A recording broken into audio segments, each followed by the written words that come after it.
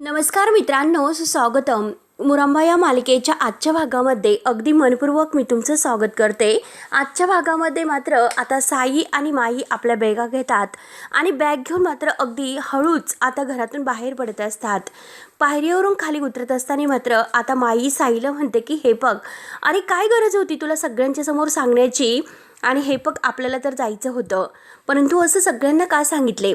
त्यांना जर संशय आला असता तर सगळं घर त्यांनी डोक्यावर घेतलं असतं. त्यावरती आता साई म्हणतो की हे बघ माई, जेव्हा तू मला म्हणाली की बासुंदी खाऊ नको तेव्हा मला कळाले काहीतरी तू केलेलं आहेस म्हणून. तेव्हा आता लगेच माई खुशच म्हणते की अरे हो बघ ना, मग आता जेव्हा सकाळी जर हे उठतील आणि आपण मात्र येथे दिसणार नाही तेव्हा सगळेजण अगदी तोंड चोळत चोळत बघत राहतील नक्की काय झाले म्हणून. त्यावरती आता साई म्हणतो की किती काही झालं तरी माझ्या आयुष्यातील जो निर्णय आहे तर तो मात्र आजच्या रात्रीवर अवलंबून आहे. त्यामुळे जा तू गाडीमध्ये बस, मी आलोच. आणि तेवढ्यात रमा मात्र आपली बॅग घेऊन खाली येते. रमाला बॅग काही खाली आणवत नसते तरी सुद्धा ती अगदी हात तिचा दुखत असल्यामुळे बॅग धरते. पण साई तिच्याकडे बघतो पण तरी सुद्धा मात्र साई काही तिच्या जवळ येत नाही. अगदी तिची बॅग घ्यायला पुढे सुद्धा येत नाही, बघत असतो फक्त. रमा बॅग घेऊन आता खाली येते आणि खाली आल्यानंतर मग ते तर काय, आणि साई मात्र रमा आता तिथे आल्यानंतर रमाला म्हणतो की हे बघा साई, मी जे काही वागत आहे त्यामुळे तुम्ही प्लीज मला विलन समजू नका. त्यावरती रमा म्हणते की हो साई, नाही, मी तुमच्याबद्दल अजिबात असा विचार नाही करत. तुम्ही माझ्यासाठी जे काही केलेलं आहे साई, तर माझ्या हक्काच्या माणसांनी सुद्धा माझ्यासाठी ते केलं नसतं इतकं तुम्ही माझ्यासाठी केलेलं आहे. तर त्यावरती रमा म्हणते की हे बघा साई, आता काही झालं तरी शेवटी आपला निर्णय झालेला आहे. आता मात्र लवकरात लवकर आपण इकडून निघण्याचा प्रयत्न करूयात. आता रमाचं मन नाही तरी सुद्धा रमाला आता ह्या साई आणि माईच्या निर्णयासाठी शेवटी आता हे घर सोडावं लागतं. आणि शेवटी रमा ही अगदी रागानेच आता बाहेर निघून जाते. त्यानंतर आता साईचं लक्ष मन आपल्या देवघरामध्ये जातं. तो गणपती बाप्पांकडे बघत असतो. तेव्हा आता तो देवाला हात जोडतो आणि देवाला म्हणतो की प्लीज मला माफ कर देवा, तुला माहिती आहे की हे सर्व मी का करतो. आणि तेवढ्यात मात्र आता साई निघणार, तोच आरोही त्याच्या मागून येते आणि साई काका असं म्हणते. आता आरोहीला बघून साईला तर धक्काच बसतो. तेव्हा आता आरोही लगेच आरडते आणि ओरडते, त्याला आडवत म्हणते की कुठे घेऊन चालला तू, माझ्या आईला सांग ना प्लीज, माझ्या आईला तू नेऊ नकोस प्लीज. म्हणून आता आरोही खूप विनवण्या करत आहे, प्लीज साई काका, प्लीज साई काका करत. आता बिचारी आरोही खूप रडत असते आणि त्याला विनवण्या करते, परंतु आता तो काही ना ऐकून घेता आरोहीला बाजूला लोटतो आणि तेथून निघून जातो. आरोही आता सगळ्यांना आवाज देते की बाबा बाबा, शशिकांत आजोबा, पार्वती आजी सगळ्यांना आवाज येत असते. परंतु आता त्या बासुंदीमध्ये झोपेच्या गोळ्या मिक्स केल्यामुळे मात्र सगळेजण गाढ झोपलेले आहेत. आरोहीचा जो काही आवाज आहे तर तो मात्र त्यांच्यापर्यंत पोहोचत नाही. इरावती तेवढी फक्त जागी असते. आता मात्र आरोही बाबा बाबा असे जोरात ओरडत असते. तेवढ्यात इरावती तिच्या जवळ येते आणि म्हणते की काय ग बेटा, काय झालंस. तेव्हा आरोही तिकडे हात करते तर आता इरावती म्हणते की साई काका तुझ्या आईला घेऊन गेला का. म्हणून आता इरावती जोरात आरोहीचं तोंड दाबते आणि तिच्या पायावर सुद्धा पाय देते. त्यानंतर आता रमाचा जीव काही निघत नसतो. रमाचं मन तिला सांगत आहे की काहीतरी चुकीचं करत आहे आणि माझं पाऊल मात्र आता इथून निघत नाही. नक्की काहीतरी चुकीचं होत आहे माझ्या हातून. इरावती जोराने तिचं तोंड दाबते आणि म्हणते की आता ते परत नाही येणार, तुझी आई सुद्धा परत नाही येणार, आणि हे बघ तुझी सुद्धा जाण्याची वेळ झालेली आहे. नको त्यावेळी मात्र नको ती गोष्ट तू बघितलेली आहे आणि कुणाला मात्र अगदी कळणार सुद्धा नाही की मी तुझं काय केलं ते. नको त्यावेळी तू सर्व काही बघितलेलं आहे. शेवटी ती रमा मात्र तुला मरणाच्या दारात एकटीला सोडून गेलेली आहे. तू नाही आता वाचू शकत. आणि हे बघ त्यांची मात्र जवळीक कायमची वाढली पाहिजे. आणि हे बघ आरोही बाळा, तू सुद्धा आता कायमचं निघून जायचं.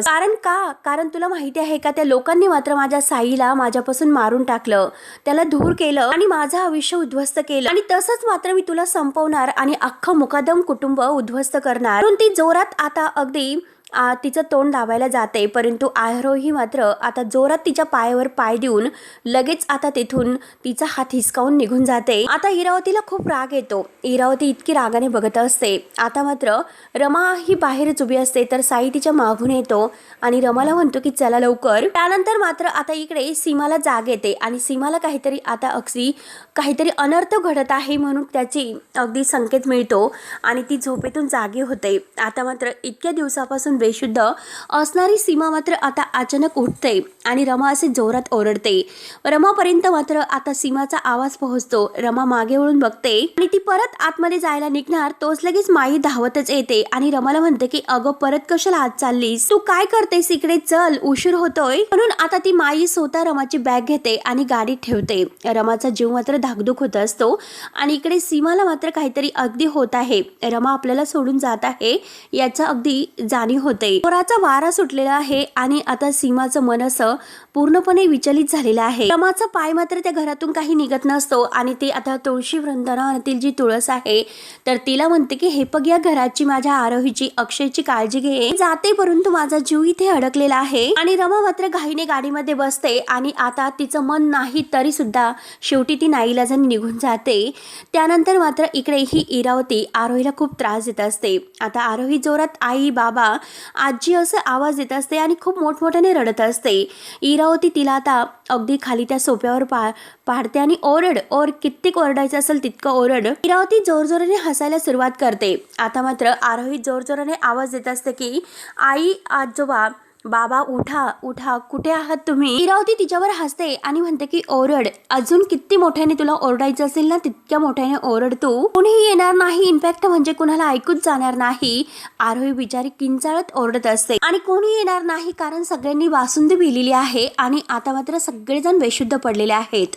आरोहीला हे ऐकून ती आणखीनच घाबरते की तू कितीही ओरडण्याचा प्रयत्न केला तरी बाळा कोणी तुला वाचवायला नाही येणार. जोरात आरोही आई असं ओरडते तर इरावती म्हणते की तुझी आई साई बरोबर कायमची निघून गेली. व आता आरोहीचा जेव्हा ती हात पकडते तर जोरात आजी म्हणून ती ओरडते आणि अर्थात आई असं सगळ्यांना आवाज देते. आणि हे बघ, या अगोदर सुद्धा मी तुझ्या आई बाबांना वेगळं केलंच होतं आणि आता सुद्धा तुझी आई साई बरोबर निघून गेलेली आहे. हे बघ, तू त्यांच्या आयुष्यामध्ये आली आणि पुन्हा ते एकत्र यायला लागले होते आणि या घराने मात्र माझ्या साईला अगदी माझ्या प्रेमाला उद्ध्वस्त केलेलं आहे.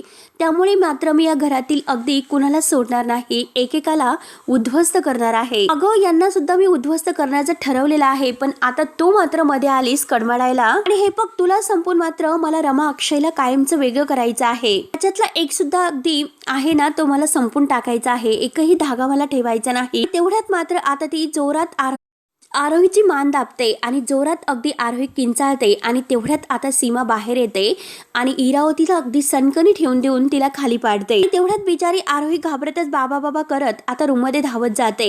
तर इरावती आता सीमाकडे बघते. सीमा रागानेच इरावतीकडे बघत आहे आणि आता मात्र इरावती जोरजोराने हसायला सुरुवात करते. तेव्हा आता इरावती हसत म्हणते की काय तू आलीस, तू मला ढकललंस का, काय ग, तुला मला हात लावण्याची हिंमतच कशी झाली, असे मात्र अगदी हसून हसून विचारते. आणि तू कोण आहेस हे विसरलीस का, डोक्यावर परिणाम झालेली आणि नाकामयाब अशी एक फालतू बाई आहे. तो आता इरावती मात्र अगदी जे काही बोलत आहे त्याचा सीमाला इतका राग येतो आणि जवळची जी काही आता मात्र अगदी टेबलवर ठेवणारी जी कुंडी आहे तर ती उचलते आणि जोरात इरावतीच्या डोळ्यावर मारते. इरावती डोक्याला हात लावते. आता सीमा म्हणते की मला असं बोलतेस आणि माझी ही अवस्था कोणी अशी केलीस, तूच केलीस ना. माझी ही अवस्था अशी कोणी केली की तू केलेली आहे इरावती. तू मला इंजेक्शन कोणी दिले तर तू दिलेत, तूच या सगळ्याला कारणीभूत आहे माझ्या अवस्थेला. चुकीची औषधं देऊन मला वेड कोणी बनवलं तर तू केलेलं आहे. हे सर्व जे काही केलेलं आहेस ते तू केलेलं आहेस, तू सगळ्याला कारणीभूत आहे. अक्षयच्या जीवाच्या धमक्या तुम्हाला देत होतीस, गप्प बसवण्यासाठी तू हे सर्व करत होती, परंतु आता मात्र मी गप्प नाही बसणार. सीमा आता खूपच भडकलेली आहे. हे बघ, तुला मात्र आता सरळ मी कुठे पाठवते बघत राहा कारण मला सगळं काही आठवत आहे. सगळे काही जे काही तुझे चेहरे आहेत ना ते सगळे मला आठवतात आणि सगळे गुन्हे सुद्धा मला आठवतात. माझ्या घराची राखरांगोळी तू केलीस, आता मात्र मी तुला नाही सोडणार. म्हणून सीमा जोरात तिला मारायला लागणार. तोच इरावती तिला हिसकावते आणि दोघीमध्ये आता झटापट सुरू होते. जोरात मात्र आता इरावती सीमाला ढकलून देते. सीमा मात्र सोप्यावर जाऊन पडते. त्यानंतर मात्र आरोही धावतच येते आणि बाबा उठ उठ करत असते. बाबा उठणारे, बाहेर खूप मोठा प्रॉब्लेम झालेला आहे, बाबा उठ. शशिकांत सुद्धा गाढ झोपलेला आहे आणि अक्षय सुद्धा. आरोही किंचाळत मात्र त्यांना उठवत आहे परंतु कोणीही उठायला तयार नाही. आरोही जोरात ओरडते की बाबा उठ, अरे ती इरावती आत्या आहे तर ती आजीला मारते, प्लीज उठ ना. त्यानंतर आरोही बिचारी शशिकांतच्या जवळ येते आणि म्हणते की आजोबा उठा उठा, बाहेर हॉलमध्ये खूप मोठा प्रॉब्लेम झालेला आहे, उठा. जर तुम्ही उठले नाही तर खूप मोठा प्रॉब्लेम होईल, आजीला मात्र ती इरावती मारेल, प्लीज आजोबा उठा. म्हणून आता सगळ्यांना उठवण्याचा प्रयत्न करत आहे परंतु आता बासुंदी केल्यामुळे मात्र हे सगळेजण गाढ झोपेत आहे, कारण झोपेच्या गोळ्या मात्र आता त्यांना दिल्या गेल्यामुळे आरोहीला खूप टेन्शन येतं की आता नक्की काय करू। तेव्हा आता आरोही आता पुन्हा अक्षयला उठवते की बाबा प्लीज उठ ना, परंतु अक्षय उठायला तयारच नसतो। आता आरोही विचार करते की नक्की काय करू, म्हणून मात्र समोर जो काही पाण्याचा चंबू भरलेला आहे तर तो घेते। ती आता अक्षयच्या अगदी चेहऱ्यावरती पाणी शिंपडते। तेव्हा कुठे अक्षयला जाग येते आणि आरोही म्हणते की बाबा उठ उठ, अरे उठ लवकर। आरोही जोरात ओरडते की बाहेर खूप मोठा प्रॉब्लेम झालेला आहे, उठ। तेव्हा अक्षय विचारतो की काय झालं। तेव्हा आता अक्षय विचारतो की काय झालं बाळा, तर आरोही तेच म्हणते की अरे बाहेर खूप मोठा प्रॉब्लेम झालेला आहे, उठ लवकर उठ, मी तुला आता सगळ्यांना उठवते। म्हणून आरोही मात्र आता अक्षयच्या हाताला धरून त्याला उठवते आणि त्याला बाहेर जायला सांगते। अक्षय उठतो आणि लगेच बाहेर यायला निघतो, तर बाहेर मात्र इरावती आणि सीमा या दोघीमध्ये आता पुन्हा अगदी झटापट सुरू असते। सीमा मात्र आता इरावतीचं मुडकं दाबते आणि म्हणते की हे पग माझ्या अक्षयला मारण्याची धमकी मला देत राहिली, मला चुकीचं औषध तू दिलं आणि मला सुद्धा मारण्याचा खूप प्रयत्न केला, मला वेडं बनवण्याचा तू प्रयत्न केलेला आहे, मी तुला नाही सोडणार। तर इरावती आता तिचा हात सोडते आणि सीमाचा जोरात अगदी नरड दाबते। तेव्हा आता सीमा बिचारी जीवाच्या आकांतावाशी रडत असते आणि आता या इरावतीवर ती धावून अगदी उठलेली असते, परंतु इरावती मात्र तिच्यावर भारी पडते। ती जोरात सीमाचा नरड दाबते आणि काय ग मला मारून टाकायला निघाली होतीस का, पण आता मी तुला नाही सोडणार आणि हो मी तुला वेडं केलं, मी तुझ्या रमा आणि अक्षयला वेगळं केलं आणि तुझ्या अक्षयच्या कॉफीमध्ये औषध टाकून मी त्याला अगदी आणि त्याला मात्र मी अगदी जे काही करत राहिलेले आहे त्यामुळे तो अगदी काहीच करू शकत नव्हता आणि आता बघ मी तुला मारून टाकते। म्हणून सीमा जोरात मात्र तिला ढकलून देते। तोच आता सीमा ही अक्षयच्या अंगावर जाऊन पडते। अक्षय म्हणतो की आई आणि इरावती मात्र तिला मारण्यासाठी आता जो काही तेथील वस्तू आहे तर ती उचलते आणि जोरात ती वस्तू मात्र आता ती सीमाच्या डोक्यात घालणार। तोच लगेच आता सीमा म्हणते की अक्षय बघ इरावती मला मारण्याचा प्रयत्न करत होती। आता इरावती मारण्याचा प्रयत्न करत आहे हे ऐकल्यानंतर मात्र अक्षयला खूपच राग येतो आणि अक्षय स्वतः डोळ्यांनी हे सर्व बघतो। अक्षयला इतका राग येतो, अक्षय आता रागानेच बघत असतो इरावतीचं नक्की काय सुरू आहे म्हणून। सीमा मात्र दाखवते की बघ बघ तिच्या हातामध्ये काय आहे। तेव्हा अक्षय आईला शांत करतो। त्यावरती अक्षय मात्र आत्याला विचारतो की हा सर्व काय प्रकार आहे आणि हे सर्व मी काय ऐकतोय। आणि तेव्हा मात्र आता इरावती लगेच आपल्या डोक्याला जी जखम झालेली आहे तर त्याला हात लावते आणि रागाने मात्र अक्षय आणि सीमा यांच्याकडे पाहत असते। त्यानंतर आरोही मात्र पार्वती आजी सोरा यांना अगदी चेहऱ्यावर पाणी टाकून उठवते आणि त्या दोघींना घेऊन शशिकांतला उठवायला येते। पार्वती आजी म्हणते की शशिकांत उठ उठ, अरे लवकरात लवकर उठ, काय झोपलास, अरे उठ शशिकांत, तिकडे त्या इरावतीने घर अख्खं डोक्यावर घेतलेलं आहे, उठ लवकरात लवकर, शशिकांत उठ लवकर, ती सीमाला काहीतरी करेल, अरे उठ ना। म्हणून पार्वती आजी अगदी त्याला अगदी धक्के देत उठवत असते, पण शशिकांत गाढ झोपलेला आहे। सोरा सुद्धा म्हणते की काका उठा उठा लवकरात लवकर, उठा ना प्लीज लवकर। तर पार्वती आजी म्हणते की सोरा पाण्याचा ग्लास दे प्लीज। त्या घाईने पाण्याचा ग्लास देते तर पार्वती आजी शशिकांतच्या चेहऱ्यावर पाणी शिपडते। तेव्हा मात्र पाणी शिपडल्यानंतर आता कुठे शशिकांत हा उठतो आणि काय झालं असं विचारतो। त्यावरती शशिकांत उठून बसतो आणि आता लगेच सोरा म्हणते की काका बाहेर इरावती आत्याने खूप मोठा गोंधळ घालून ठेवलेला आहे, पोलिसांना आपल्याला बोलावं लागणार आहे। त्यावरती शशिकांत म्हणतो की पोलीस कशाला, तर आरोही रडत म्हणते की आजोबा आई घर सोडून गेलेली आहे। तर पार्वती आजी म्हणते की उठ, तुला सगळं काही कळेल, अगोदर बाहेर चल। तेव्हा सोरा पार्वती आजीला म्हणते की आपण मात्र इरावती आत्याच्या रूम मध्ये जाऊ, नक्की आपल्याला काहीतरी सापडेल।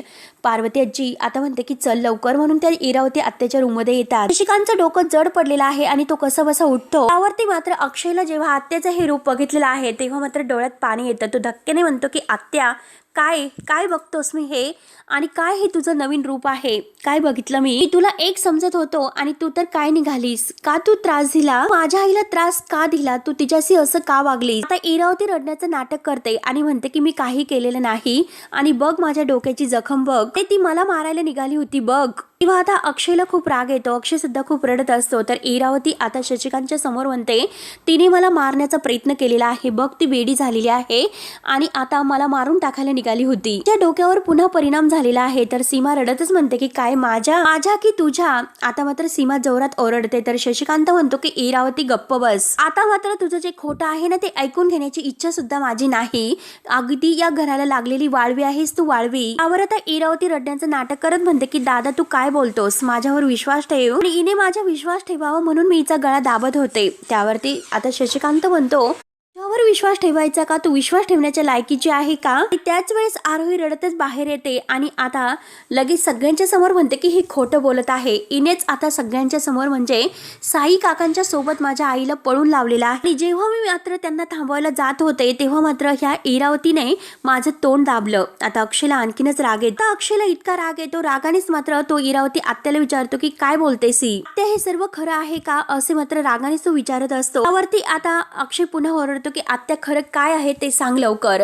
तर पार्वती आजी म्हणते की आत्या अरे अक्षय ही काहीच खरं बोलणार नाही, कारण ह्या गोळ्या आहे ना, तर त्या गोळ्याची बॉटल घेऊन मात्र ती येते आणि म्हणते की ह्या गोळ्या सांगतील की खरं काय आहे ते. ह्या त्याच गोळ्या आहे की वर्षानुवर्ष मात्र तुझ्या कॉफीमध्ये मिसळून मात्र ती तुला मारण्याचा प्रयत्न करत होती. अरे मालविकाने मात्र अगदी हे सर्व हिचं खोटं आहे तर ते उघड पाडण्याचा प्रयत्न केला, परंतु हिने मात्र मालविकाला खोटं पाडलं. आणि मला एक गोष्ट सांग की जेव्हापासून मालविका या घरातून गेली तेव्हापासून या गोळ्या इरावतीच्या रूम मध्ये का आहेत. आता मात्र आम्हाला या गोळ्या आहेत तर तिच्या खोलीमध्ये सापडल्या. त्यानंतर आता सौराच्या हातामध्ये एक बॉटल असते आणि त्या झोपेच्या जे काही गोळ्या आहेत तर ती बॉटल दाखवते आणि या झोपेच्या ज्या गोळ्या आहेत तर तिने आपल्या सगळ्यांच्या बासुंदीत टाकल्या होत्या. पण आपण आतापर्यंत झोपलो होतो. हे ऐकल्यानंतर अक्षयला आणखीनच धक्का बसतो. आणि हे बघ अक्षय, तू विचार कर, साई, रमा आणि त्याची आई, इनफॅक्ट म्हणजे आता ह्या इरावतीने सुद्धा ही बासुंदी का प्याली नाही, लक्ष आहे ना तुला. किंवा आता तो जो काही घडलेला प्रकार आहे तो मात्र पुन्हा अक्षयला आठवतो. माई आणि साई, इरावती यांनी ती बासुंदी पेलेली नाही म्हणून, कारण ह्या सगळ्यांना मात्र रमाला इथून पळून न्यायचं होतं. त्याबरोबर आता इरावती रडतच डोक्याला हात लावते आणि म्हणते की अक्षय, हे सगळेजण खोटं बोलतात, कारण रमालाच तुझ्याबरोबर राहायचं नव्हतं आणि म्हणूनच सगळ्यांनी मिळून हा प्लॅन केलेला आहे. तर आरोही नाही करत असते बासुंदीत गोळ्या टाकण्याचा आणि मी काही केलेलं नाही. सो खुशीने मात्र रमा इथून निघून गेलेली आहे असं सांगते. हे बघ, माझ्यावर जर तुझा विश्वास नसेल तर तू तिला फोन करून विचार. त्यावरती अक्षयला इतका राग येतो. अक्षय म्हणतो की आत्या, जर तुझ्यामुळे रमा हे घर सोडून गेली असेल तर तुझ्यासाठी मात्र या घराची दार आहे ती कायमची बंद असतील. त्यानंतर मात्र आता इकडे रमा साई सोबत आता गाडीतून येत असते आणि रमाला सारखं जो काही हळदीच्या कार्यक्रमात जो काही घडलेला प्रकार आहे तो सर्व काही आठवत असतो. रमाला सारखी अक्षयची आठवण येत असते आणि आता साई जे काही आता अक्षयला त्याने जबाबदार ठरवलेला आहे, अक्षयवर आरोप केलेला आहे आणि आता अगदी स्पष्ट सांगितलेलं आहे की आमचा जो काही फॅमिली मॅटर आहे तर त्यामध्ये अक्षय, तुला काही बाहेरच्या माणसाने तोंड घालायचं नाही, तो हक्क तुला नाही. हे जे काही आता अक्षयचा अपमान केलेला साईने आहे तो सर्व आता रमाला आठवत असतं. साईने मात्र अक्षयची गचंडी धरून त्याला धमकावून सांगितलेलं आहे की आमचा फॅमिली मॅटर आहे, यामध्ये तू पडू नकोस. हे सर्व काही क्षण तिला आठवतात आणि तिला अक्षयच्या आठवणीने मात्र बेचैन झालेली असते. आणि त्यानंतर मात्र साईने घेतलेला जो निर्णय आहे तर तो रमाला आठवतो. सगळ्याचा विचार करत ती आता साई सोबत गाडीतून जात असते. रमा त्या सगळ्याचा विचार करत असताना अक्षयचा आता तिच्या मोबाईलवर कॉल येतो. साई रमाकडे बघत असतो आणि रमा जेव्हा अक्षयचा कॉल बघते तेव्हा आता साई लगेच रमाच्या हातातून तो मोबाईल घेतो आणि बघतो काय अक्षयचा कॉल. तेव्हा आता रमा म्हणते की साई ऐका प्लीज, त्यांना कळाले असेल, एकदा मला अक्षयशी बोलून द्या प्लीज, मला एकदा अक्षयशी बोलून द्या. परंतु साई लगेच रागाने फोन कट करतो. रमाला आता राग येतोय आणि आता साई तिला फोन हा स्विच ऑफ करायला सांगतोय. काही गरज नाही त्याच्याशी बोलण्याची असं म्हणतो. रमाला आणखीनच राग येतो. आता हे सगळं काही धोका समजून आता पुढे जायचं आहे, कारण ज्या काही अगदी जुन्या आठवणी आहे, जुन्या गोष्टी आहे, ते सगळं काही विसरून आपण पुढे जाणार आहोत. तेव्हा आता रमाला खूप त्रास होतो. ती मनातल्या मनात म्हणते की सॉरी अक्षय, मला माफ करा, खरंच आता मात्र हे सर्व नाही होऊ शकत आणि मी कधीही तुमची नाही होऊ शकत. शेवटी मात्र तिला आता फोन स्विच ऑफ करावा लागतो आणि तिला खूप वाईट वाटतं. अक्षय आता बिचारा तिला फोन लावतच असतो. सकाळ होते तरी सुद्धा तो फोन लावत असतो.